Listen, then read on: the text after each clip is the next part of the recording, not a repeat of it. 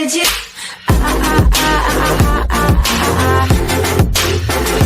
Anything you want. Expert sees gold prices passing $10,000 if investors panic. Gold prices have been under pressure lately but still showing signs of life as they rush off the latest economic data. Investors are betting against the yellow metal en masse, but time may be running out for the shorts, depending on how quickly things change.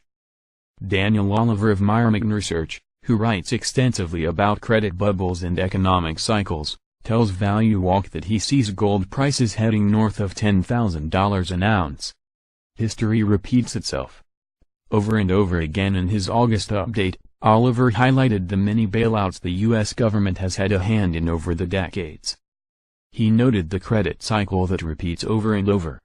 Inevitably, the Federal Reserve ends up printing money and devaluing the U.S. dollar to bail out the speculators responsible for bubbles. Indeed, it seems like lessons are never learned from the past because regulators are often doomed to keep repeating it. This time around, Oliver said he's waiting to see the first sign that the current credit bubble is about to pop. He generally looks at such bubbles through the lens of Austrian theory, and he notes that whenever regulators raise interest rates, credit bubbles inevitably pop. Thus, it's only a matter of time before the current one pops.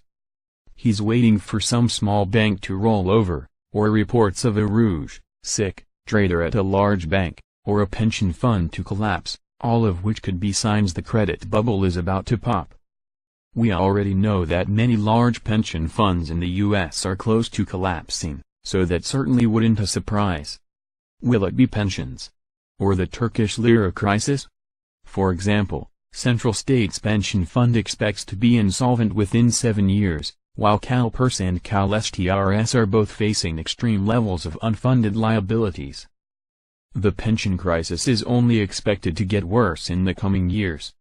In fact, the entire pension industry seems like a classic case of what Oliver has been writing about, officials kicking the proverbial can down the road so they don't have to fix a problem which can only be fixed by making an impossible decision.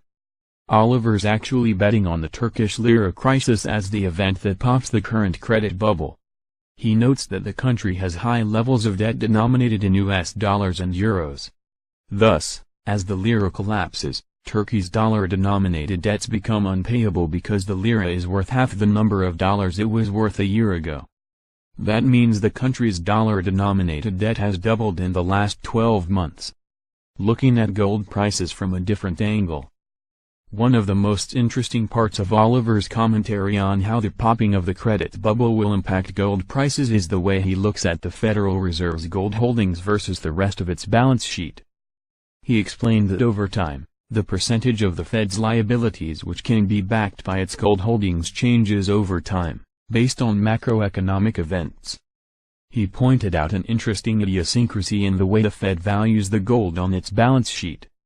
The central bank only values gold at about $42 per troy ounce, which means it estimates the roughly 261.5 million fine troy ounces of gold it's holding, according to the U.S. government's July 31 status report, to be worth only about $11 billion. However, the actual market value of all that gold is closer to $311 billion based on current gold prices. Think what the government would do to a private citizen or public company that did their books like this. Here's what all this means for gold prices. Oliver uses these numbers to estimate the percentage of the Fed's balance sheet that's backed by its gold holdings. He estimates that based on these numbers, the U.S. government's gold holdings back only about 7% of its balance sheet, but this percentage peaks whenever a bubble pops, which enables him to monitor credit bubbles. Whenever a panic strikes the market, this ratio goes through the roof. For example, it surpassed 100% in 1980. Oliver explained that the average percentage of backing the Fed's gold holdings provide is 28% of the central bank's balance sheet, so there is much ground to cover before reaching that point.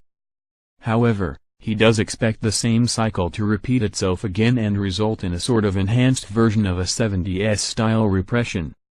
It is in the nature of market panics that they accelerate, he wrote in his August letter. the Fed must respond soon or watch the whole post-2008 recovery crumble. He added that if the Fed does react, then gold will bounce hard, and there is a chance the Fed can play the same game it has played since 1980, printing up another round of the credit cycle. If the general pattern holds, gold would likely run above $3,000 and then fall back as speculative juices take over. If the Fed does not respond in time or forcefully enough, gold may take a deeper plunge, but it would open the door to a complete liquidation of the system, including the Fed itself, he warned. When that happens, he sees gold prices going to $10,000 an ounce, although the timing of all this playing out is unclear at this point. Oliver said if the Fed is successful at creating another round of the credit bubble, then it could be a decade before gold prices go that high, but if we've already seen the last round, then it will likely be bad news for speculators who are short gold. Time is running out for gold shorts. So whether it ends up being the pension crisis, the Turkish lira, or another major event that pops the credit bubble, gold prices will still be impacted dramatically, and probably not in the direction most speculators are expecting. Citing data from Bleakley Financial Group, CNBC reported this week that speculators are increasingly betting against gold. For the first time since the end of 2001, speculators are net short the yellow metal. That will put speculators betting against gold in a world of hurt if they don't get out before the crash. Oliver added that it may make sense to short gold in the near term, but at some point, the expansion must end like it always does. When that happens, it will be bad to be short gold. For now, we're in the longest bull market ever, as of Wednesday, so there is still time left on the clock for shorting gold. We just don't know how much time is left.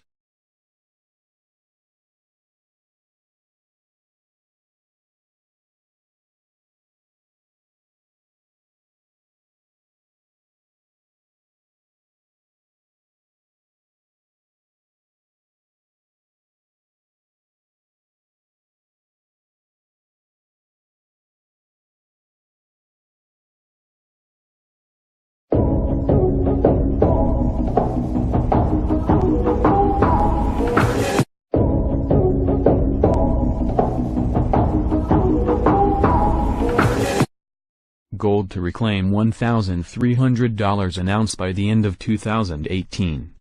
Gold is poised for a big short covering rally, with the metal only needing a fresh catalyst, said analysts with Commerzbank in an Outlook report. The German bank said it looks for the precious metal to reclaim $1,300 an ounce by the end of the year. As of 10:09 a.m. EDT, spot metal was at $1,200.20 after a long slide from the $1,364 area back in April. Some investors may be rethinking gold's historical status as a safe haven, but we wouldn't go that far, the analyst said.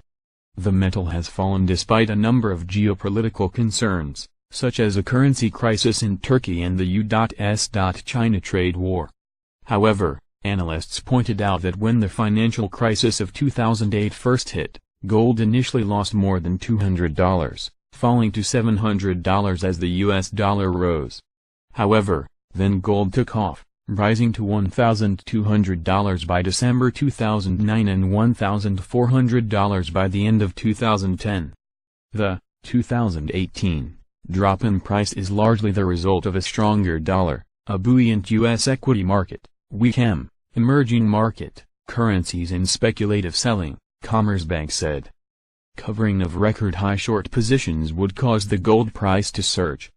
All it needs is a trigger, for example, a correction of equity markets or an end to USD, US dollar, strength.